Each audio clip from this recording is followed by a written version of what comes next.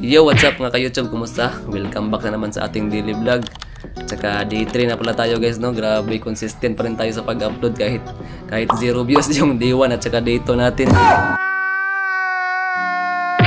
So sige lang, laban lang. Baka someday, balang araw, makikita rin ng tamang tao yung content natin, di ba? Gunggong! So for today's vlog ay gusto kong i-share sa inyo guys yung ginagamit kong editing apps. Walang iba kundi ang CapCut, di ba? Alam ko marami sa inyo familiar dito kasi halos lahat naman talaga ng mga content creator ay ito yung ginagamit na apps. Alam niyo ba kung bakit? Oh, ano bakit? Una, madali kasi siyang gamitin guys kahit beginner ka pa lang. Pangalawa, marami din siyang mga built-in na mga templates at saka mga effects at saka mga transition guys na pwede mong magamit sa mga content mo. Pangatlo, hindi mo na rin kailangan ng powerful na computer guys para ma-access mo yung app na ito kasi kahit cellphone lang kayang-kaya niya. So ayun, yun yung pinaka-the best talaga na access mo kahit sa cellphone lang. Kagaya ko na hindi maka-afford ng laptop, computer. So ayun, malaking tulong talaga to sa akin.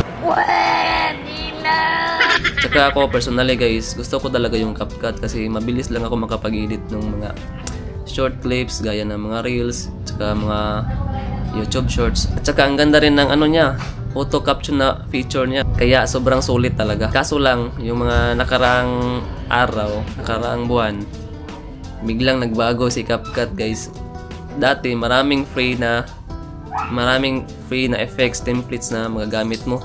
Kaso ngayon, parang nagpapabayad na si CapCut guys. So yun lang yung disadvantage niya. Katulad nung 4K resolution guys, dati free lang yun. Ngayon hindi na siya free, may bayad na siya.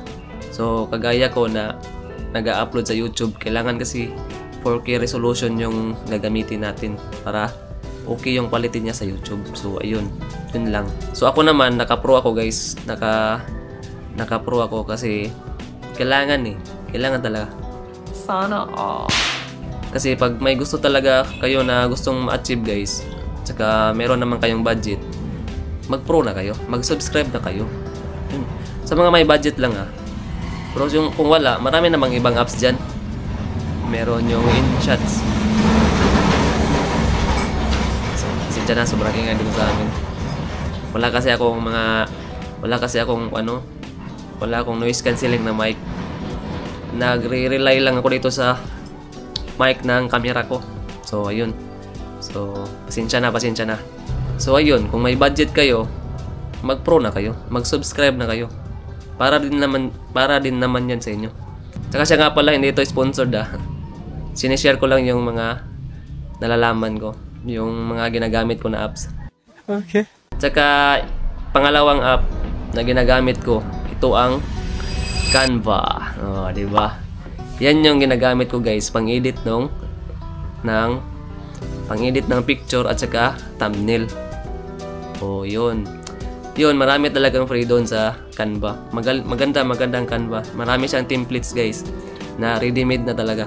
Kahit hindi ka graphic designer, magmumukhang professional yung thumbnail mo.